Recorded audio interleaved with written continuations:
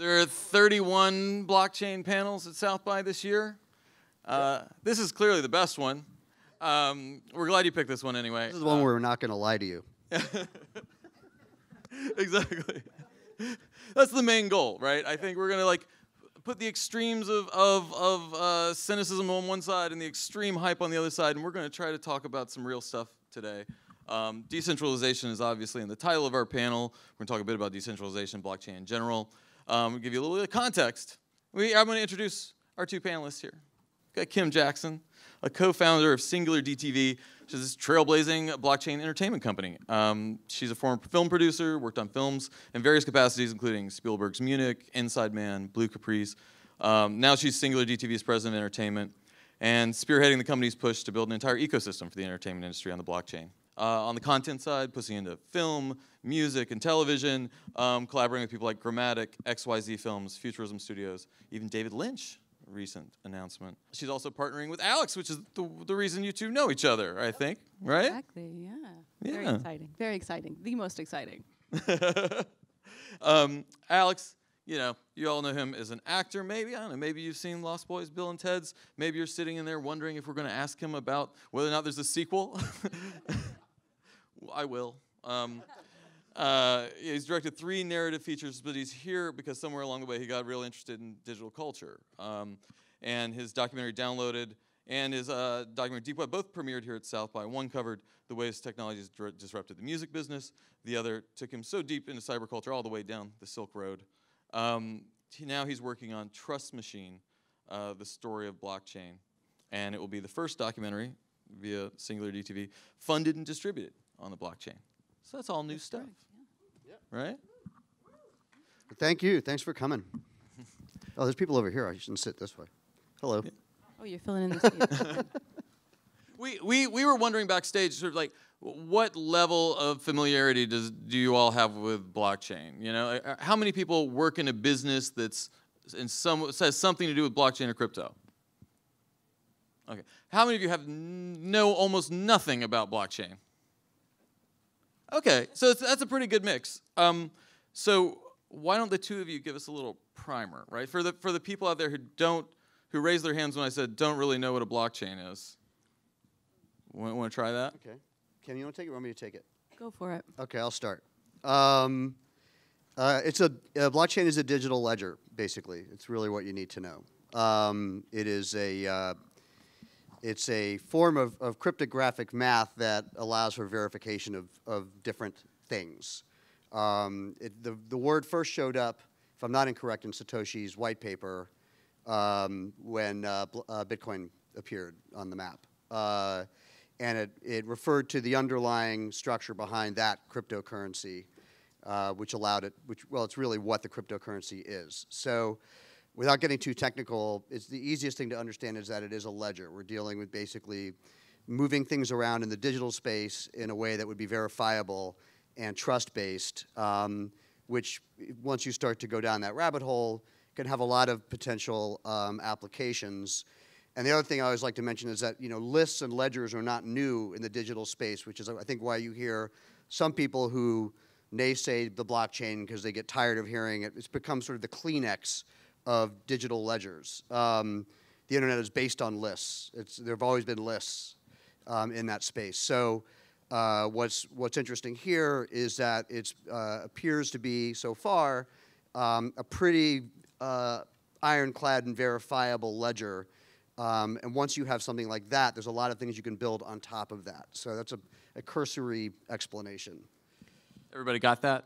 So if I could add to that, I think what really helps put it in context, blockchain technology is what an application called Bitcoin, which is a currency, currently lives on, right? So there's a lot more capabilities of blockchain technology, so you're going to start to see a lot of applications built besides currency.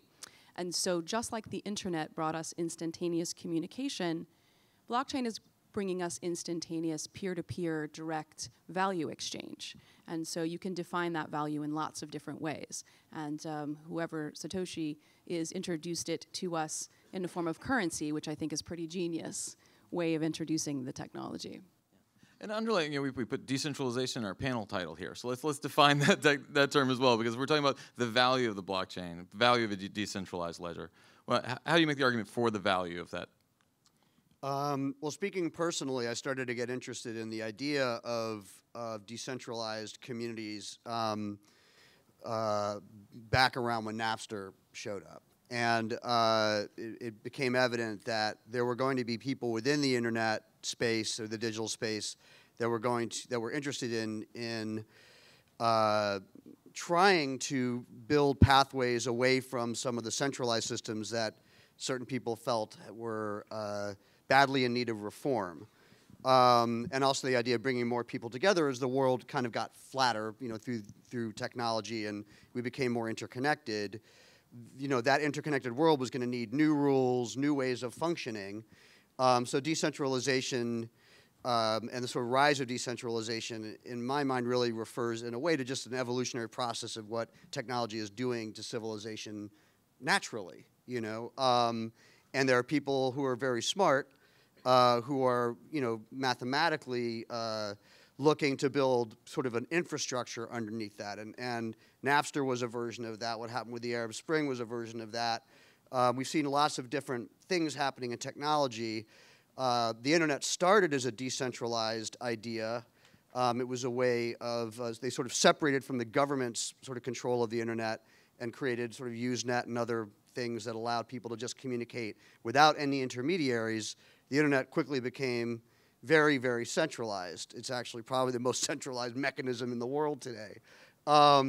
So there are movements that are looking at blockchain-type technologies to create sort of a decentralized infrastructure for where we're going. Everything from, how we share energy, how we deal with refugees, how we deal with entertainment, and how we deal with copyright.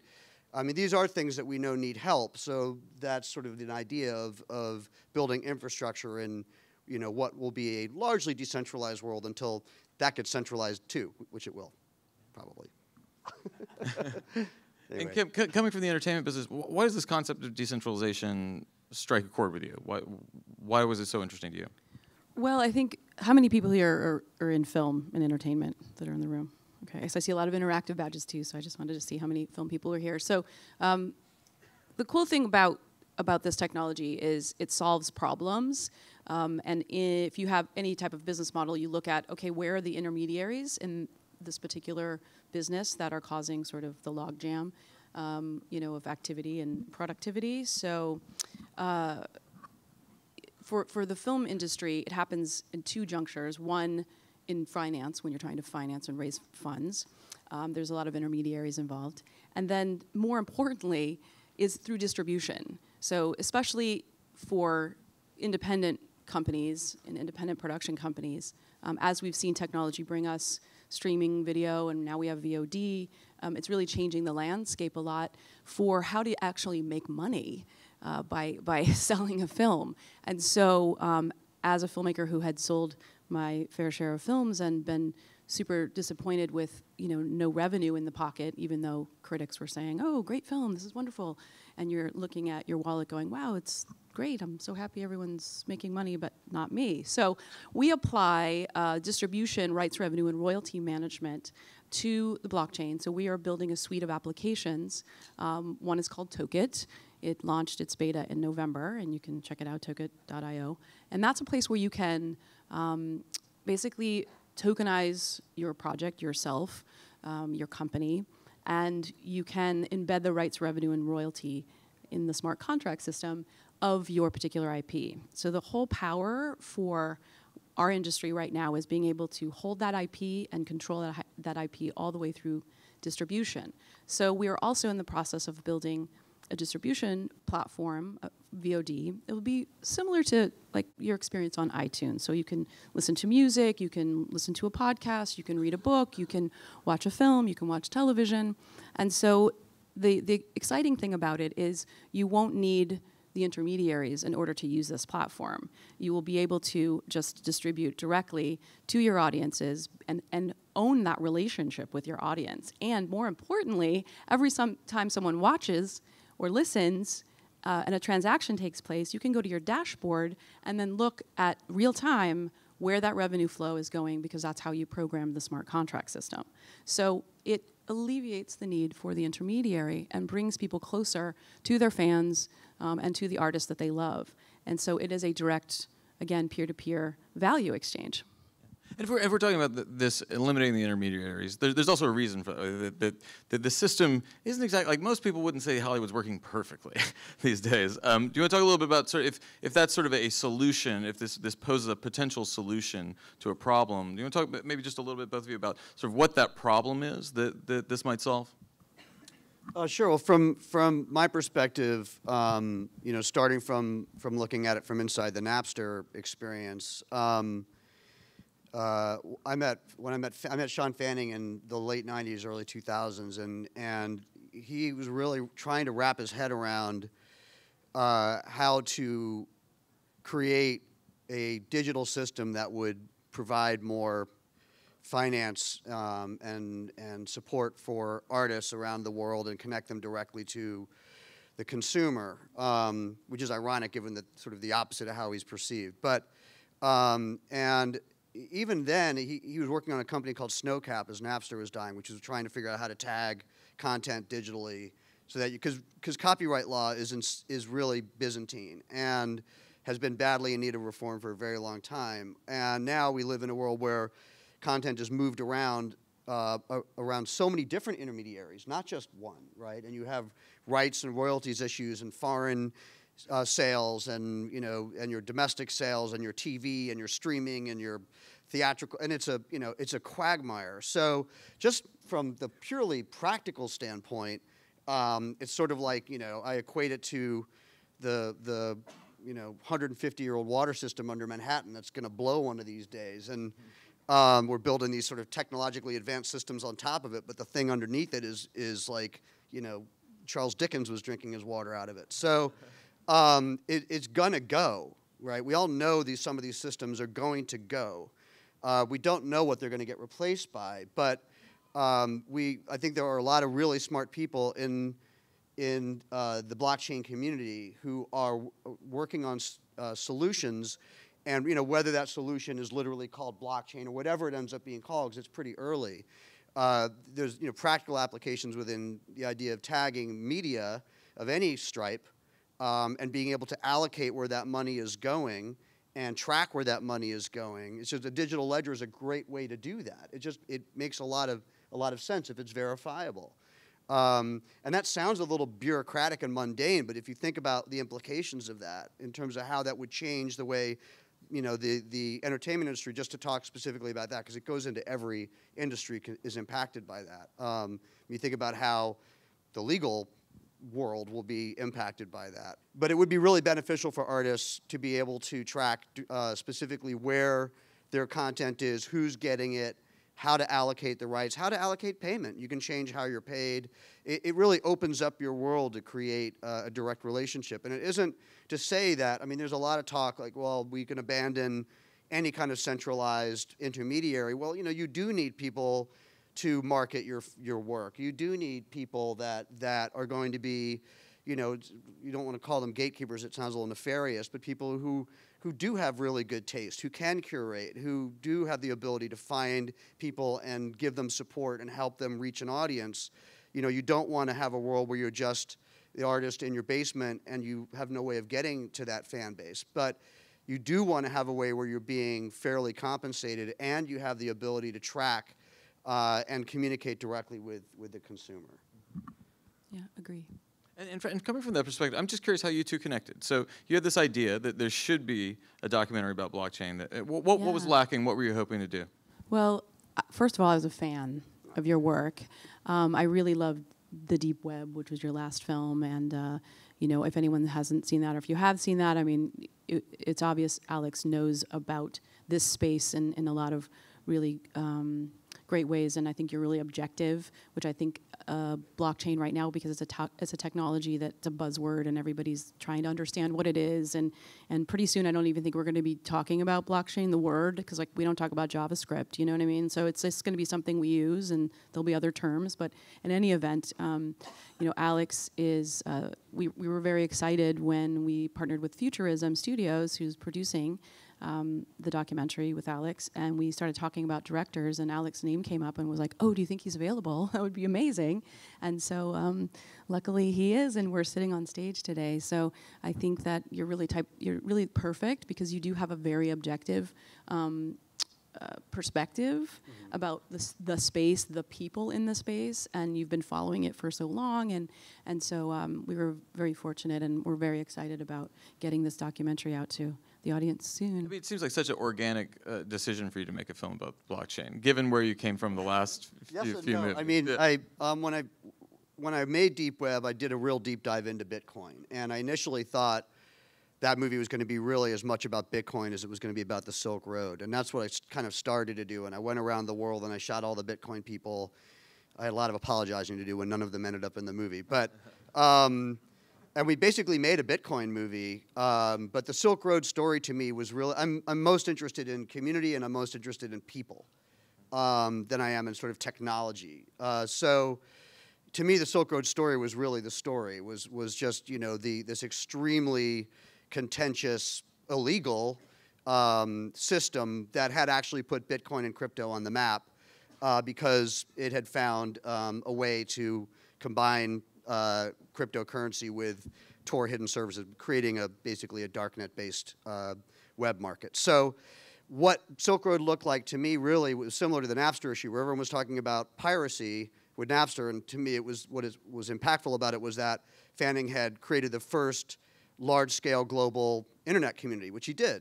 And that isn't to detract from the legal problems with Napster, because those were important and mattered, but it wasn't the significance of it culturally. And Silk Road's significance was it was the first anonymous large-scale community ever, and using a cryptocurrency. The cryptocurrency, funnily enough, is the least anonymous part of it. It was the Tor hidden services. Don't use Bitcoin for crime. It's terrible for crime. It's the least anonymous form of currency that exists. But don't commit crime anyway. Anyway, so I didn't really want to make a Bitcoin movie. I didn't find it that interesting, to be honest with you. And but as the blockchain community started to grow, that was really interesting. And so when Futurism and SingularDTV came to me about a blockchain thing, I just cleared space for it, because it felt like, you know, it's really interesting what's happening right at this moment. You know, because as Kim says, it's really early. We don't exactly know where it's going to go. It is going to end up under the hood. You know, we don't all talk about HTTPS. You know, yet we all use it today. Blockchain is just going to be this part of the fabric, or blockchain-based technologies, sort of digital ledgers, will be under the fabric of our lives. But there's a really interesting thing going on right now culturally, because you've got these two polarized sides. You've got the blockchain utopia, put anything on a blockchain, Paris Hilton's on the blockchain, you know, just put a blockchain on it, people, over here. And then over here you've got the ha ha ha, you're all idiots crowd. And there's a lot of those. And you know, what's going on in the middle is super fascinating. There's the people who are really the people who are being attracted to this community, and the problems they're trying to solve are super fascinating. It is going to be it's like the internet bubble, I guess, of the late 90s, which gave rise to the internet world we live in today. And we're kind of in that same moment right now in the crypto blockchain space. And so it's just a great time to take a snapshot of the world we're in right now, you know. Yeah, and I think the trick is really, you know, with Bitcoin movies, I remember when the first one had come out, and all of us who've been following the space, if you will, the ecosystem of cryptocurrency, it was such old news to all of us. And we were like, no, like, don't watch this, because, you know, regular people are seeing it, and it's a year and a half old information. And so it's important to understand that things are changing every day rapidly with this, you know, ecosystem. And I think we're at like a $500 billion market cap in cryptocurrency globally, and it keeps growing every day. And so there are hundreds of more coins and tokens than just Bitcoin. And so, one thing I really think is important when we have these conversations to leave people like with some sort of, directive and understanding is, decentralized mindsets. If we can go a little philosophical for a moment, so decentralization means, where there's network, there's data, and where there's data, there's network, right? So if you log on, everyone has access. This is what makes it transparent. And so, but as a movement, as a collective consciousness, the idea of us all collectively trusting this process alleviates so many other types of activities and thoughts for us not to have to worry about just in our daily lives. And so, decentralization is a really interesting concept that, we could totally go, tech with, or we could go, philosophical with. Well, let's do a little bit of both, because I'm curious about sort of the on-the-ground cases. Because I think as a journalist, reading a lot of mainstream coverage was often terrible. It's often hard to figure out how to get your head around such an amorphous, decentralized world, right? It's hard to figure out who are the characters and where the action is. So, Alex, as you were kind of structuring this film and you're trying to figure out where to go, who to talk to, how did the film evolve? Well, I always try to find people that I'm most interested in the space and tell their story, because that's what I'm interested in doing, is telling people's stories. So, we found a few people that we really gravitated towards, but then we went around the world and got the expertise of a pretty wide range of people, some of whom you would see at places like this, like Joe Lubin or Tim Draper, who are, some of the most outspoken people in that space and very articulate and really can give you a clear-cut answer on things, which was important. But we didn't want to make a piece of infotainment, You can watch a YouTube explainer for that, or John Oliver, who did it very well last night, I thought. So, for me, it was really like what really exemplifies this very contradictory moment that we're in. And we dealt with a lot of people, from people who were like John Gilmore, who was instrumental in the building of the internet back in the 70s and 80s, the original cypherpunk, to someone like Lowry Love, who just recently, within the last few weeks, won his appeal against extradition to the United States on an attempted 100-year jail sentence by the DOJ for protesting Aaron Swartz's death. And just someone who was sort of caught up in the wheels of the CFAA, which is the Computer Fraud and Abuse Act, and just how much threat and animosity there is towards a space from people in power at the moment, which is a very important thing to examine. We traveled around with the World Food Program and UNICEF, who are doing incredible things with blockchain with Syrian refugees and other refugees around the world, and they're using it right now. They're using blockchain-based type ledgers to tag refugees coming out of Syria, so that they can have, these people don't have passports, they don't have identification, they don't have any way of tracking themselves as they move through the world to end up somewhere where they're going to need to work, and they're working along the way, and digital ledgers are a very great verifiable way and a transparent way of being able to help these people have an identity that is verifiable. And that has enormous value. But we also, we got into the Bitcoin miners around the world. We got into Venezuela, where they've created a kind of parallel monetary policy of crypto alongside their currently crashed government's monetary policy. And there are people in Venezuela who are this huge underground mining community who are at threat of risk of arrest and imprisonment just for mining crypto. But are using it to sort of get off the grid and be able to sustain themselves. So there's a lot of use cases. We also looked at the for lack of a better way of putting it, batshit crazy utopian people, because it's fun. What would be an example of that? Oh, I don't want to be mean.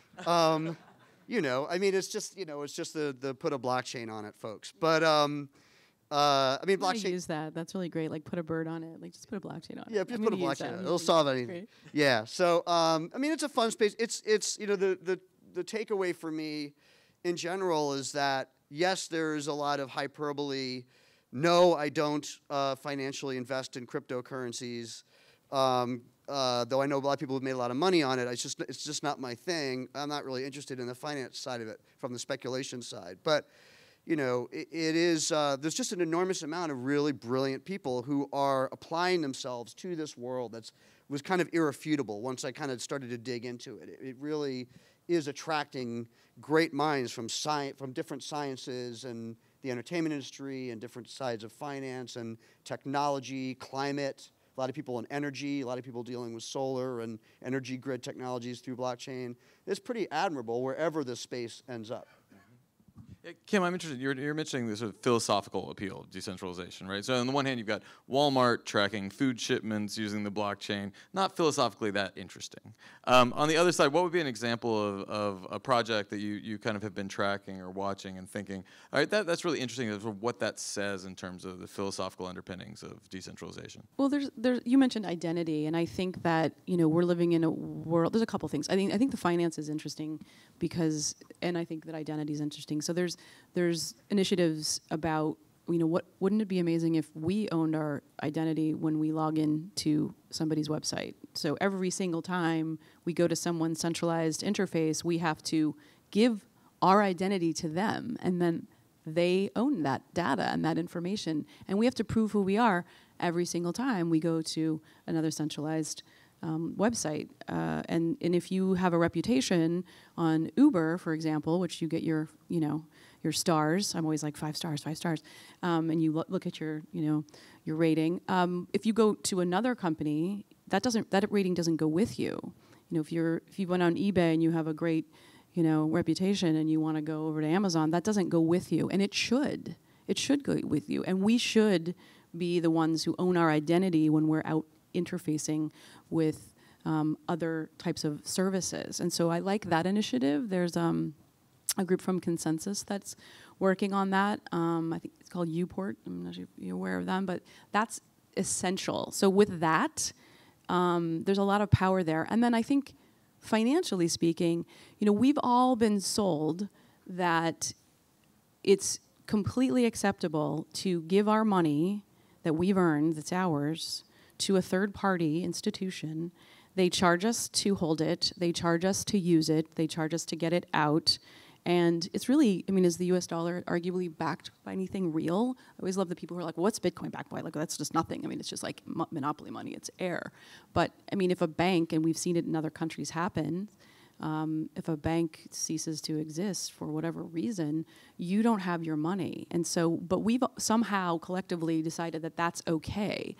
But with blockchain technology and finance, and what Bitcoin is allowing us to do is we are responsible for our resources. We are responsible for our money and our income. And if you and I have services that we're trading, I can directly pay you to your wallet. You're giving me your wallet address, I'm going to pay you. My chiropractor actually takes ETH, and I pay him ETH whenever he, does a service on me. And it's peer-to-peer. We don't go through third parties who take a percentage of it, who take time out of our day to actually have to wait for that money. So I think that, the consciousness of people, and there's other countries that are really, jumping on board with this because it makes more sense to them. The United States, we're sort of cushy. We've sort of we want someone else to protect us. We want someone else to do it, and we think that that's okay somehow. But I challenge everyone to sort of really think about that for a moment. And what blockchain technology is bringing us is, yes, you have to be responsible. If you lose your wallet, you've lost your money, just like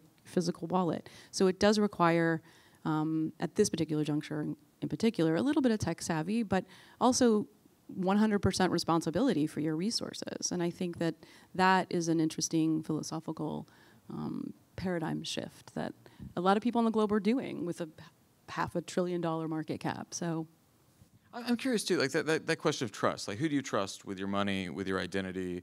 Do you trust your credit card company? Do you trust your government?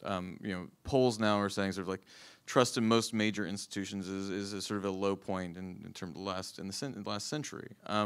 How much, Alex, as you go out into the world and you talk to people in the space, do you think they're looking to blockchain or looking towards these technologies as out of sort of frustration or looking for a better way to conceive of trust? And how does that play out when we know that this space is still very young? There's still a lot of people taking advantage of it. It's hard to trust a space that's we're often getting hacked, and that the headlines are hacks and scams and pump and dumps. Like, how does that notion of trust you know, how's that changed in this world? Well, I think that what's exciting about it is that there's always, you know, attempts by societies to liberate themselves from whatever is holding power over them, right? But the inevitable human sort of pathway is to re-centralize under some new form of control, right? Which is what happens everywhere, which is why we've never had a great socialist democracy. Humans are humans, right? Yeah, it's a human nature thing, right? So the internet started with this sort of dream of a decentralized system, and now everyone's kvetching about Facebook, and how it has them locked up and is, you know, algorithming them to death. And, you know, we had this sort of dream of streaming, and now we just have sort of new boss like the old boss who are still screwing the artists and completely centralized and no less centralized than Louis B. Mayer. They're just different. They're just different. So I think that you have a moment right now where a lot of people are beginning to realize that there is a possibility for these technologies to help us create totally workable, decentralized systems that we need for, like I said about the water supply. Like, yes, people are benefiting from the water system being crappy and old and not working so well, but they're benefiting and they don't want to change it. There are a lot of people who really want to push towards change, to reform things like copyright, contracts, things that sound mundane but really aren't, that are really foundational to the way we function. And as Kim said, the way we interrelate with one another. So that is a really exciting moment, and those technologies absolutely can do those things. So there, you know, I think it's inevitable that I do firmly believe. I mean, I guess it makes me sound like one of those crazy batshit people I was talking about. But I do believe that sort of the decentralized kind of blockchain type heavy encryption technologies are going to fundamentally change things far more than the internet did. Far, far more. Why do you think that? Because I think that we look at the internet today and we think, oh, it's changed so much. I now have, you know, this phone in my hand that can play my music, and I can shop online. And Amazon is great, but it's the Sears robot catalog on a computer screen. Your relationship to the purchasing is exactly the same as it was when you were looking through a Sears and Roebuck catalog. It's exactly the same system. Right? That has not changed.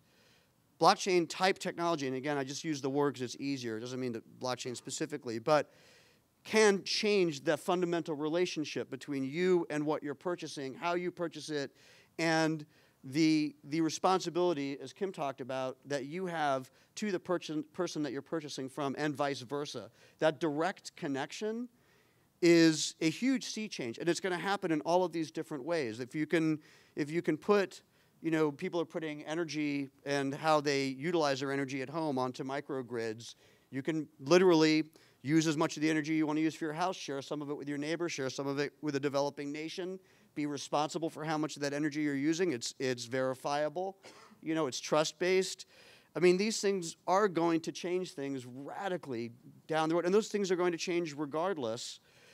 I don't think that we will have no intermediaries. I said it's like, you know, we had Stalin. I mean, there will always be a Stalin. It's just the way we are as human beings, sadly. But, you know, there will be, you know, the centralized, nasty, Machiavellian blockchain people. They will show up one day. But we are in a moment right now where there's a lot of innovation going into creating infrastructure that I think will be beneficial to a lot of people around the world. So I'm curious to hear your take. You know, so you're not building Stalin coin, right? Like there's this sort of, and that's sort of. But we couldn't I've already stop got it. that trademark. By the way. So don't even think about it. Couldn't stop it if it wanted to happen. It's a decentralized world. But that sense of offering these solutions, right? Like that new boss, old boss, and we do see that, and there's that worry that, you know, that some of these new solutions may be just as centralized as the old ones. But what you're telling artists, it seems to me, is that you can kind of be your own boss in this world. Do you mind? Like, I would just love to hear like the brief version of a pitch you give somebody here at South by when you're saying. There is no brief pitch. That's definitely, because, you know, it's like, what's blockchain? Tell me everything. And then you have to sort of start from, well, there's this guy, Satoshi, so we won't go that far back. Yeah. But I did want to make a comment about something you just said, which is blockchain decentralized technology is really going to connect us. It really is. We're a bit disconnected right now, and that's because we're dealing with centralized technology. And so if everyone participates with this technology and with applications that are on this technology, it will connect us in a more meaningful way. So I just want to state that, and that's where that trust comes in.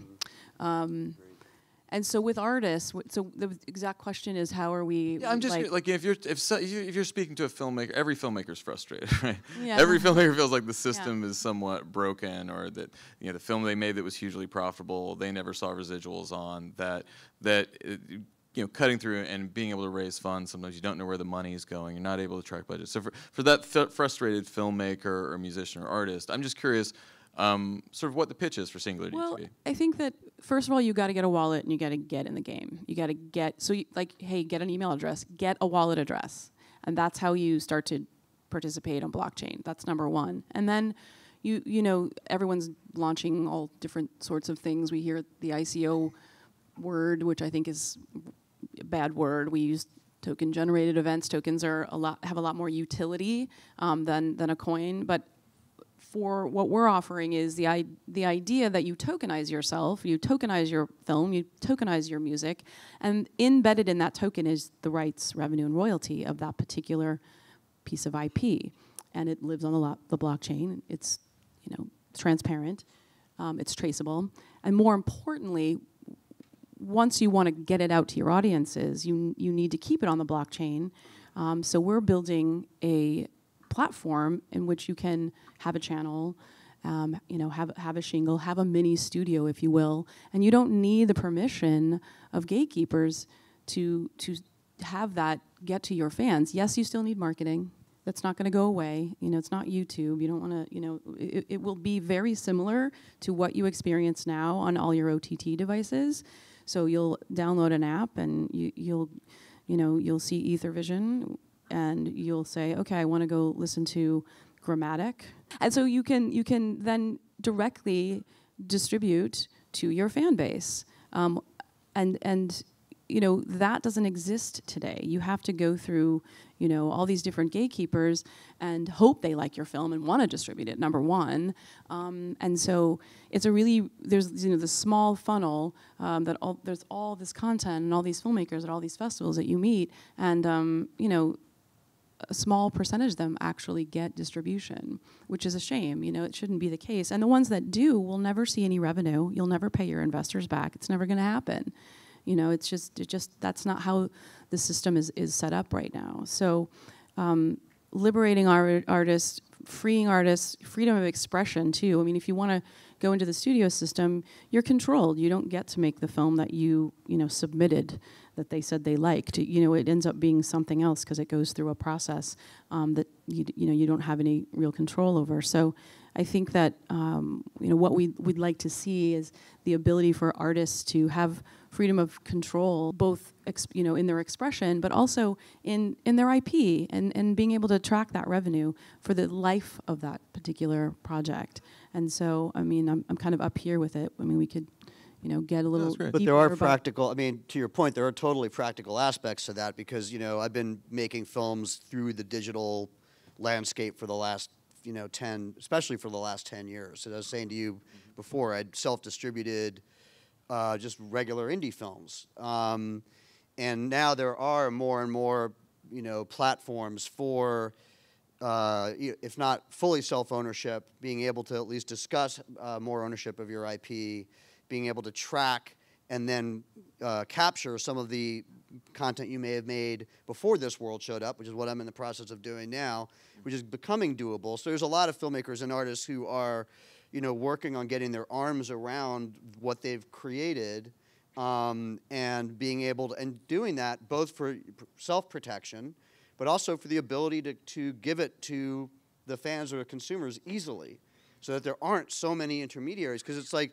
that world is so complicated, through no fault of their own sometimes. It's just, the guy who did legal on a movie I made in 1995 isn't there anymore, and new people don't know what I'm talking about, and they can't even find the contracts for the movie that we did, and that's the it's that happens all the time. It does, and it's a quagmire, and it's the something, again, it's not to be, overly Pollyannish about the blockchain, but having a digital ledger that is verifiable, that you can literally keep all of that entity on, is extremely compelling. And I think that some form of that is absolutely happening. And I don't think that will go away. I think we will see more and more of that, and that direct relationship with your audience. But imagine, you watch something and you're a fan, and you say, "Oh, I really love that show, you guys. I watched this great show. You got to watch it tomorrow." Or I recommend it. But then that's gone. It's over, right? You're not benefiting.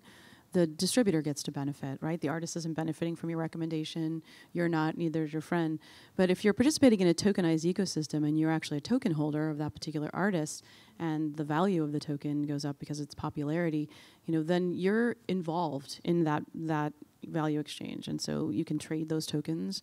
Think of them as, baseball trading cards. I mean, they're like, you can trade them around, and if the value is at a certain level, then you're gaining that particular value as well. So it's a lot more meaningful relationship with what it is you are, and I hate this word, but we use it a lot in our industry, like consuming, right? Like content consumers. It's so cold. It's just such a robotic, term, but you will have a lot more meaningful relationship with it. And again, it's about connecting us all, instead of disconnecting us all. So we're gonna, maybe we haven't covered absolutely everything yet, and you've got a question you'd like to ask, you're in luck. There's a microphone over there, a microphone over here, and if you line up, I will call on you after Alex tells us all about the Bill and Ted sequel. and we just want all the details, like maybe an outline of the plot, where it will be set, just if it's happening or not. I think this has all really hit the news a lot already. Yeah. I'm not sure. So we want all the stuff that hasn't hit the news yet. Okay. We are working on it. We are close. We are closer than we've been. It's taken us 10 years. But the guys wrote a script. It's really, really great. And we are bringing back some of the old folks from the previous ones. And then we have some new folks joining us. But it is sort of in spirit. It's kind of a combination of the two. It's sweet like the first one, and it's super fucking weird like the second one. So that's probably the best description of it. Weird is good. Great, we'll do a question over here. First of all, did you mention the name of your documentary? Which one, the new one? Yeah. Yeah, it is currently called Trust Machine. Trust Machine, okay. Yeah, but we're not done yet. We're still going. Okay, so the question that I have is I understand the blockchain, it's a platform that needs a lot of energy to process transactions. No. Yes? No. No. Bitcoin, the cryptocurrency, to mine Bitcoin takes an enormous amount of energy. The blockchain is just math. There is no, then there is a current issue with Bitcoin where with that specific technology, where it is taking, because of its size and because of how far it's come, it is taking an enormous amount of processing power to mine Bitcoin. That is bad. It is also being solved. And I don't want to, again, negate something that is, an issue. But it is early, and there's a lot of good minds on this. And I don't honestly think we're going to be suffering from a Bitcoin mining energy crisis for very long, and the new coins don't require anywhere near as much energy. The blockchain itself is really, you have to think of it as just numbers. A blockchain doesn't use energy. But mining the coin for some of these blockchain-based technologies does require energy. Many of those don't require much energy either. So anyone can create a blockchain platform and an entertainment-based platform. So how are people going to duke it out to say my blockchain platform is the best for you to put on your well, people are making their own platforms. Blockchain is a platform. Bitcoin has its own block. Every single coin has its own blockchain. Blockchain is the ledger that underpins that coin. So anyone can do whatever. It's sort of like saying, how do we know who's going to have the best dry cleaning company? You can have hundreds of thousands of dry cleaning companies. You don't need to just have one, right? So it's not like there's a competition in the space for who's going to be the coin, because it's not about taking over It's not centralized. Yeah, exactly. It's just a lot of people using sort of digital ledgers and digital technology to create their company. But there's room in the world for millions of companies. So you can be a party of one, and it's just the marketing that has to bring your party of one to the attention of What you're offering, right? What is your service, and is your service of value? Yeah. Thank you. A question over here? Yeah, thanks all three for a really super interesting panel, and Kim, thanks for a ridiculous party last night. My pleasure. Yeah, I think the party's still going on in some ways. Yeah, I can still feel it, so. Last night we were talking about something that's really interesting in this space, which is regulation. And just a few days ago, a federal judge ruled that virtual currencies are commodities under the Commodities Exchange Act. And I'm wondering if you can speak a little bit about how you think the regulatory landscape is going to change, or how that's going to affect how you're going to be doing business.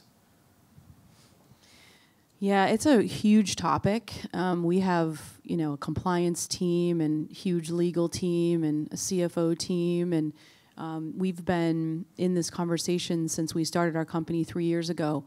Before we even did our own token-generated event, about a year and a half ago, we started with, lobbyists, hiring lobbyists in DC because, this is brand new, and the regulations are from the 1940s, and there are no rules. So it was like, well, we're not doing anything illegal, but we're also not doing anything legal, technically.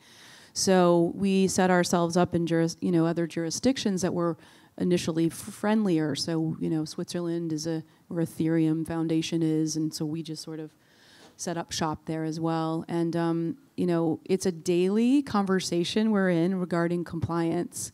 And so the direction that we have been going is into tokens and token-generated events, because tokens have a lot more utility than just currency and fungibility in that way. So that's the direction we've been going in, and it was very exciting to hear about Wyoming's new ruling on a state level that they're not considering tokens to be securities. So we're hoping that a lot more states and the federal government gets on board with that. It's a very interesting landscape that, again, changes daily. And so the ground that we walk on, or that we're building on, constantly shifts and changes. So it's a really interesting, journey that we're on. And I'll let you guys speak more to maybe some of the regulations, since you've been, of course, dealing with more governmental conversations with the documentary. Yeah. Well, I mean, it's a bit of the Wild West, and there's a lot of differing opinions, and there's new people in government now that are more friendly to this space. And I think that as it becomes clear what value it adds and where there are practical real-world applications, I think that their space will be cleared for it. But I do think that we have a battle ahead of us, just like there was a battle to wrestle control away from some pre-existing, established systems when the internet really took off. We're definitely, it's going to be, my general feeling about this space is a lot of the stuff you see now is going to be gone, and there will be a bubble of sorts, and a lot of stuff will be eviscerated. There will be a bloody fight, but the aspects of it that matter will prevail, most likely. A question over here. Yes, I was thinking of hearing about your opinion of ownership in a movie on a smaller scale than what you describe, because a lot of people are involved in movie creation, right? So giving credits to all those people, you see 100 people listed in the credits after the movie, and also the same goes on in the music industry, where somebody plays a violin, somebody plays a piano, or even in a mixtape where you mix different things together, and you don't really know how to give credits to all of those mixes. And then I would like you to perspective to, could mixtaping in video industry maybe become a thing now, since blockchain exists and it's possible to easier give credit? Yeah, it's really fascinating. There's so many opportunities, right? And the intricacies, you can get that detailed. You can actually go that deep. We're starting, with a more sort of practical one. Again, not everyone has a wallet, so you can't really pay your gaffer right now in crypto. Eventually, hopefully you will. So you can raise funds through the crypto community for your project, but right now you're going to have to turn it into fiat so that you can pay for things. Eventually, everyone will have a wallet address, and I would love to see, since the intermediary isn't going to be in the distribution, part as much as we're experiencing now. I would love to see filmmakers, above the line, as we call it in film, who sort of control the how the money gets split up. I would really love to see them sharing with the below the line crew tokens and more of that, so that the life of the project, everyone who worked on it gets to benefit from the life of that project.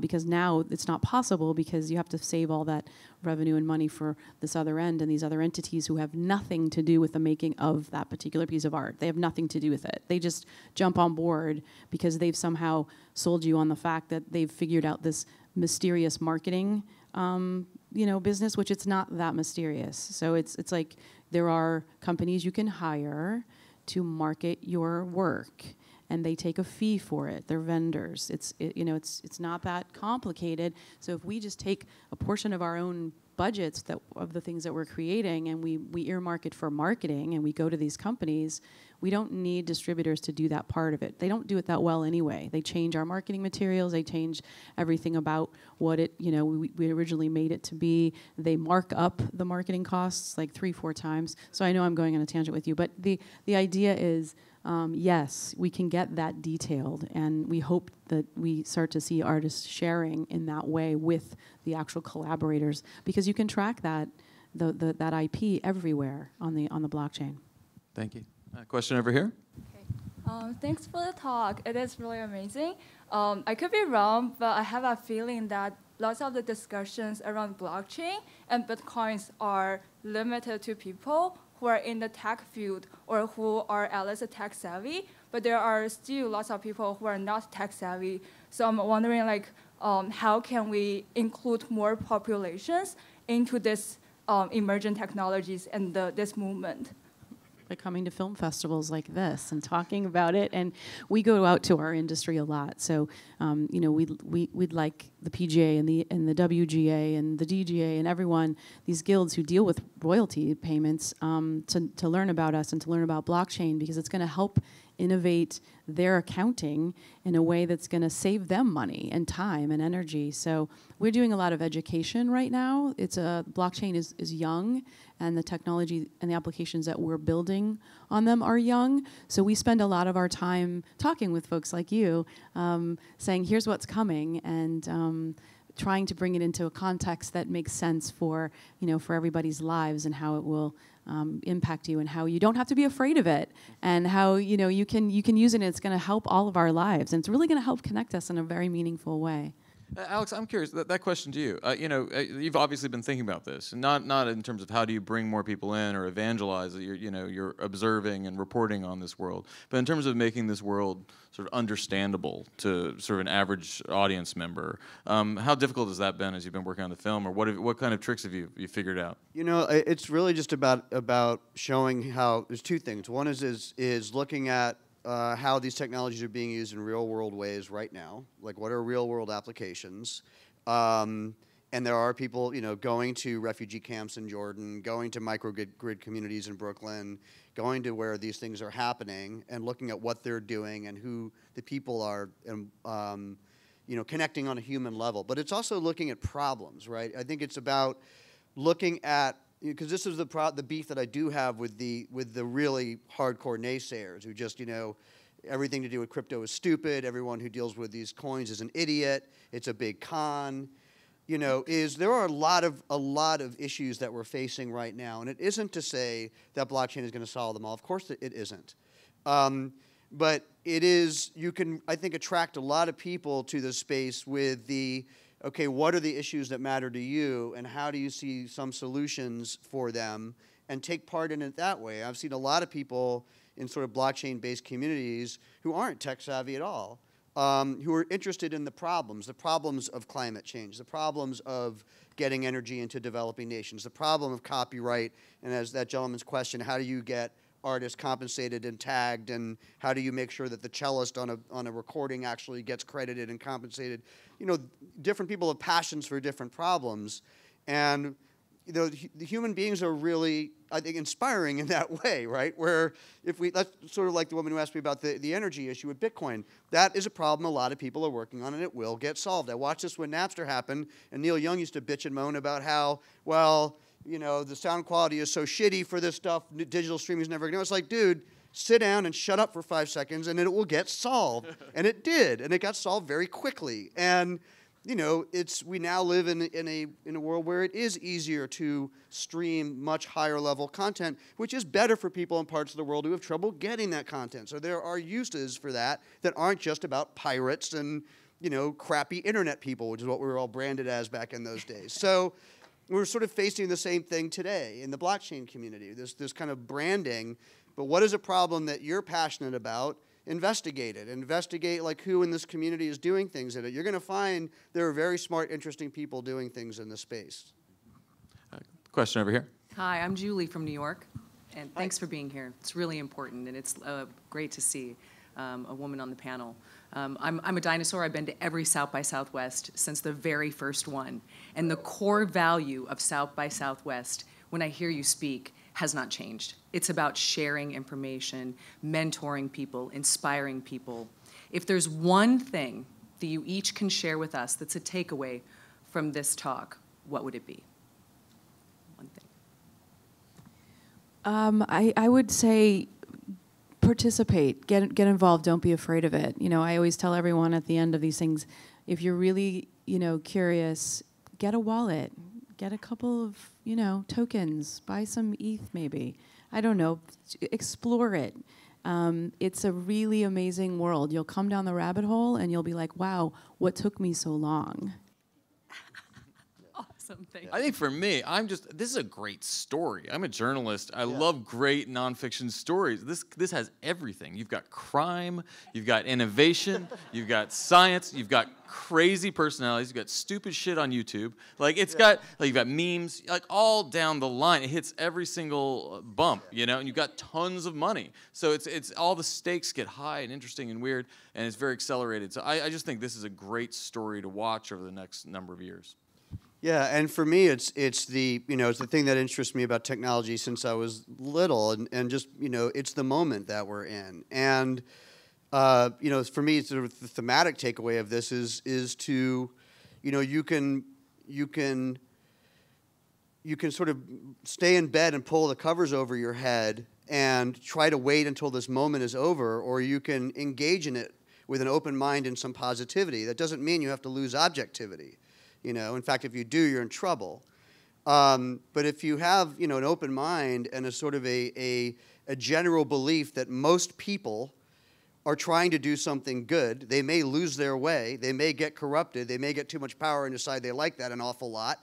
But you will find that there are a lot of people in this moment that we're in that is a scary, accelerated moment. There is a lot of change happening, and the world is very upheaved, and it is, in many ways, as the naysayers always say, less connected than it's ever been.